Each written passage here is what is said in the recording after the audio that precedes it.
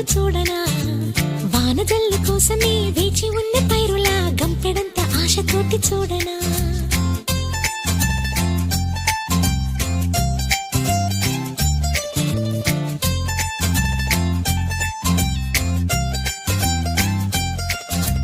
జోల పాట కోసం ఉయ్యాలలోన చంటి పాపలాగా